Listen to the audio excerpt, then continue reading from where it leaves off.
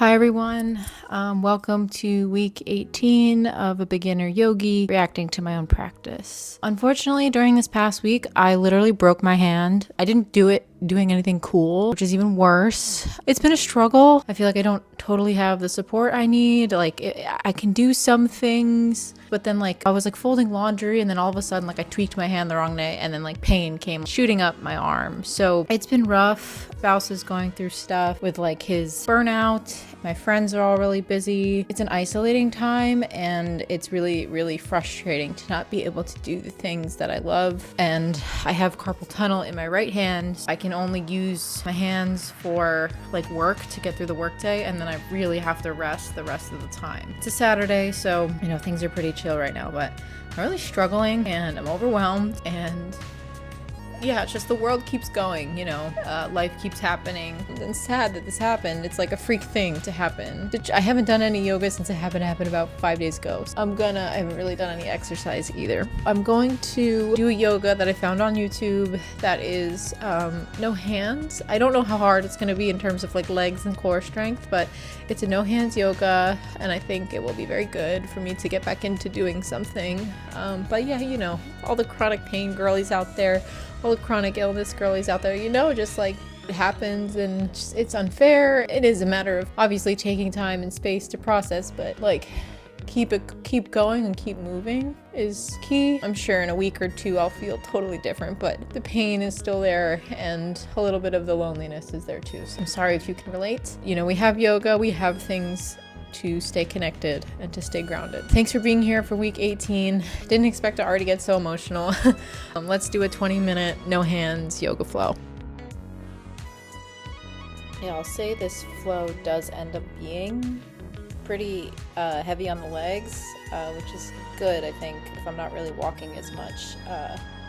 But yeah, really unfortunate news. Really tried to take it easy, really tried to not use this hand and barely use my right hand, and I just feel so grateful for when it's like moments like this where you really learn to appreciate when your body is working, even with the inflammation and the issues that I do have. Overall I'm walking, overall I can grab things, overall my feet don't hurt, I can walk. It's just there's so much to be grateful for, and I think every time I get really sick or injured, there's always I'd love to hold on to this gratitude, because it's so easy when you feel like crap sometimes to just be so down on your body and down on your illness and diagnosis, and yeah, I hate to say it, but things can always be worse, and that's true here. So just yeah, feeling a little bit better today, but still. So this practice opened up in a butterfly pose, which is really nice, and when the instructor said to go into a reclined pigeon pose, I was like, oh, that's so interesting, because usually when I do a reclined pigeon pose, I use my hands to then pull whichever, so in this case, my left thigh inwards. But it was interesting because without using my hands to pull my thigh inward, I activated other muscles. I feel like I activated my core a little bit more to push my thigh in, and I definitely had to focus on pushing my left bended leg out more. So it was more strengthy than I had expected. And I was surprised that I could still rotate back and forth and stretch it out. So this flow kind of starts with, into a one-legged bridge back and forth into a reclined pigeon without the hands. So definitely my legs are going to get stronger if I continue to do this, which is good, and my lower back too. So I haven't been walking as much. I've been trying to lay low and let my energy guide, and when I can, rest. And so of course what's going to happen is the sciatica is going to kick in, the lower back pain is going to kick in, because I'm just not moving as much. So this is good. And interesting, I don't think I've ever done. So then a full bridge, some full bridge poses, But yeah, I don't think I've ever done a one-legged bridge, and I was surprised that I could even do it, so that's awesome. It's not a super deep bridge or anything, but it's still doing it, and I still feel it activating, and I still feel it stretching and strengthening. So we're going to do reclined pigeon on the other side. Yeah, the bent leg, which is my left leg in this case, is really, it should be parallel to the camera, and it's just due to the like hip mobility issues that I have, so just something to note still, that it's still not there, you know, 4 months later, but I have made progress in other ways, so it's something to just keep in mind. So yeah, reclined pigeon, and then yeah, one-legged bridge pose on the other side, back into reclined pigeon without hands. Yeah, I was just surprised that I can make it through. I did get sweaty, and unfortunately when you get sweaty, this thing starts to smell like cheese, so not the best. But I wouldn't feel, I can take it off, so I wouldn't feel comfortable not wearing it if I was going to be moving my body. But yeah, it was good. It felt a little difficult, but doable. And then I didn't know this, like a bridge with butterfly legs. I also had never done that before. So super interesting and feels good.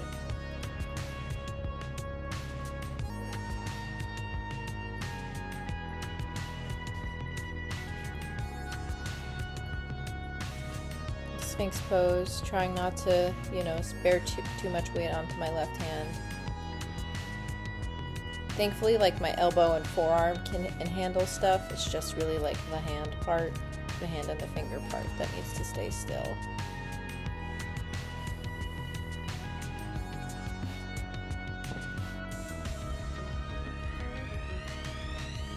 Yeah, that felt good. I hadn't really stretched my back in 5-ish days at this point.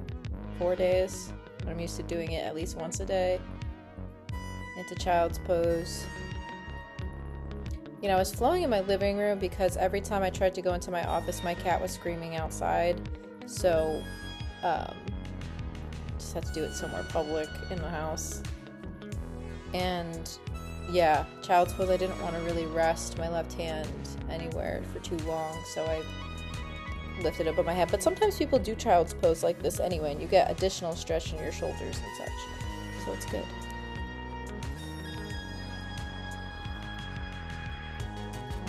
This is the screaming cat in question. She's right here. You can see her. Child's pose felt good to be in, having not done it in a while. Yeah, into a yogi squat. I definitely had to use my hands though. Like, it was definitely hard enough where that I couldn't just flow through it without using my hands. Thankfully I have one. Yeah, yogi squat. You know, in this, your back is really supposed to be straight in this, and this just like emphasizes the hump, the desk hump that I have in my upper back. It is really hard to do. So this goes into a forward fold. That felt good. Really have to watch out for sciatica if you got tight hips. I've had lower back pain since I was 25, but this was the first year it's turned into sciatica, where the pain runs down like my entire left foot. Really big bummer.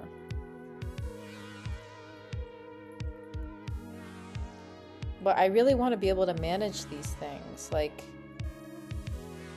it seems important to be able to manage them, maybe without a surgical intervention. Because new things just keep popping up, so I can't get surgeries for all this stuff all the time. So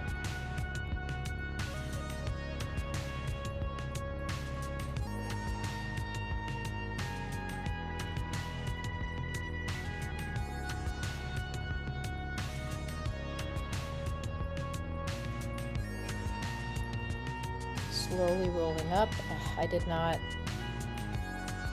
get the framing right yet again. But there wasn't much standing up. It's just arms up, like doing a roll. and then it goes into a lunge, tall lunge, standing lunge. And I believe in this pose, in this case, my left back leg should actually be straight, so that's something to look out for next time. I'm definitely gonna try and go back to my office next week for filming though.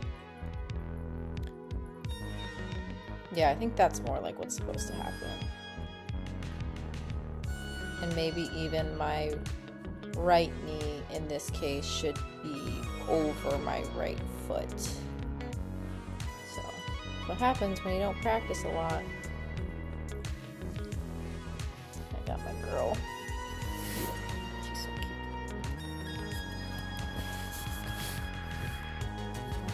cute. Into triangle pose, yeah. And the instructor's like, don't use, you shouldn't, just bend down so where you won't have to use your hands. Which is the whole point. But I did use my hand.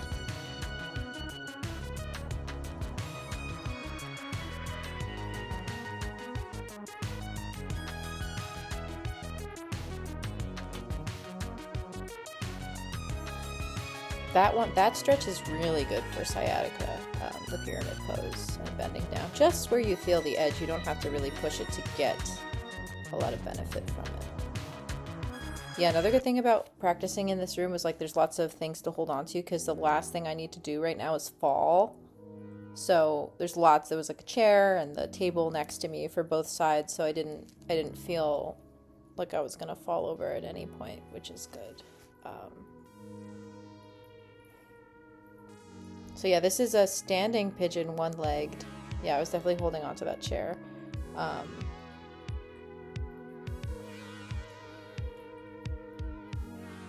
Which is a balancing pose, which was nice. And then we repeat the sequence on the other side. So my right leg is back, my left leg is forward. Again, I guess I wasn't comprehending what she meant by high lunge, but the instructor. But yeah, it's that, in that case, my right leg should be straight and my left knee should be bent over my left foot. But that's okay. It's the first time doing this. And then I got mad at myself at this point because I went right back into pigeon pose, but there's a shift that she does in the flow before you go into, not pigeon, before you go into triangle. And I was like so frustrated because I was like, why aren't I getting this flow like fast enough? And just realized how easy I am to be frustrated right now because I keep hitting roadblocks with this hand. And, yeah. I don't usually get frustrated when I'm learning like a new flow, but I did. I muted the volume during the flow, but I went like, ah! Okay, so now we're doing triangle pose with the other leg back.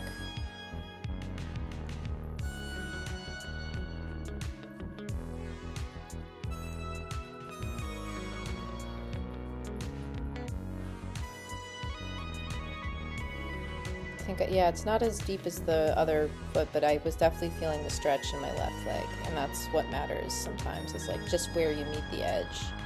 I know that's a tenet of like yin yoga, or just getting to where you meet the edge.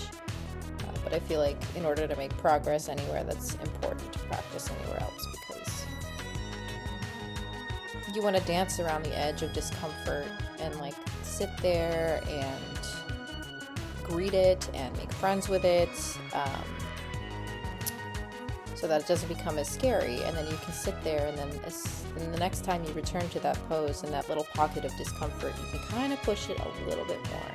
And it's always a slight change, but like over time that discomfort becomes comfort, or it becomes comfortable.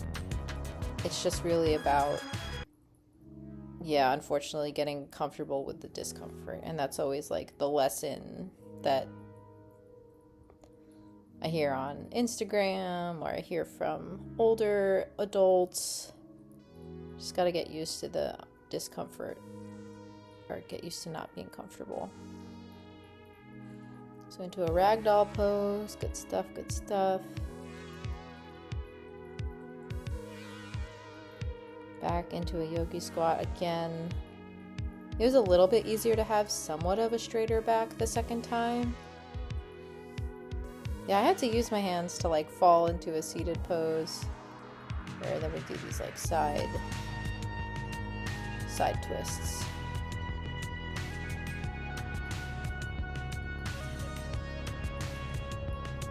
Yeah, I definitely had to use my hand in order to just get into this position.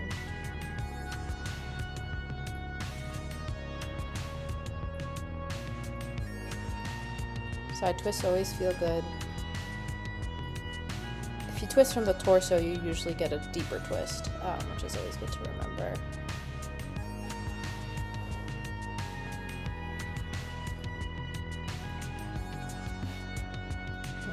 Oh yeah, and there was always like a boat in between, which I had not done a boat pose in a long time.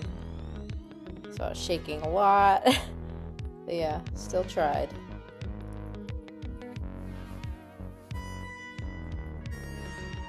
I'm doing this twist on the other side.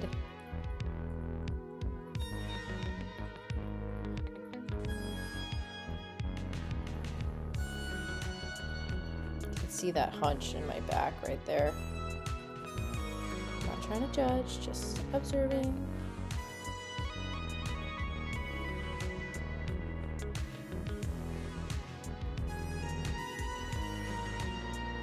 Shake it out. Oh, JK. One more bridge, one more boat pose. Definitely think I could be, my torso could be up more in boat pose when I get used to doing it again. And then just one butterfly seated forward fold. There's that hunchback. Noted.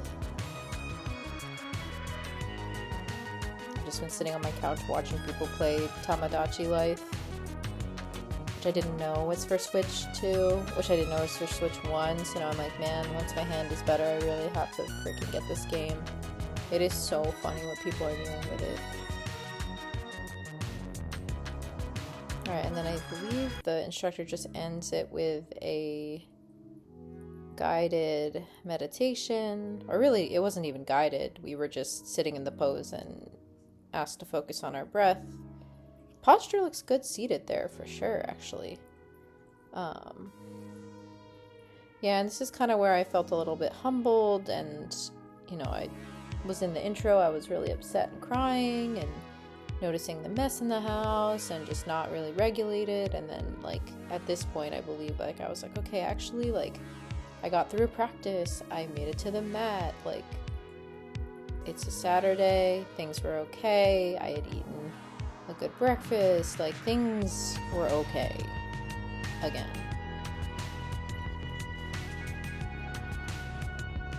Those moments are always fleeting, but, you know, it was a moment to be like, okay, like, I got the help that I need, I have health insurance in, like, today's world, which is, you know, such a blessing, and, yeah, just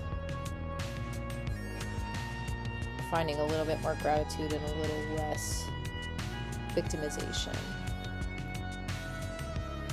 It's, I don't know, it's complicated. But yeah, giving lots of thanks to my healing body and my, yeah, just like what a feat of nature it is to be able to heal a broken bone or a cut or, you know, anything like that. Like, that's just, it's just biology, man. It's cool. Okay, well, we did week 18 with a broken hand. It was good. There were a couple times where I moved my hand in the wrong way and of course got pain, but now I know. There's lots of like lunge and core strength, which is good, and I'll try to do it, and I won't push it for the following 2 weeks, and then I'll have to find another no hands. I think it takes about 8 weeks to heal, but overall I feel a little bit better than when I started. I still have that lump in my throat, like I want to cry all the time. I feel a little bit better emotionally. I feel like I had a little bit more gratitude for my body when I was doing it. I was like, wow, like I have a broken hand, yet I'm still doing a lunge. I got frustrated in the middle of it because it's my first time during this flow and I got the flow wrong, but I think I'm just susceptible to frustration right now. Just trying to stay mindful and forgive my mind and body for whatever mistakes or whatever path it takes right now. Thanks for being here. Sorry to be such a Debbie Downer. Here's to happy healing, and happy healing to any of you guys that are healing from a broken bone, body part, damaged tissue, muscle, like all that stuff hurts so much and the recovery takes so long. So I hear you, I see you, and I wish the best for you. Yeah, take care. I'll see you next week.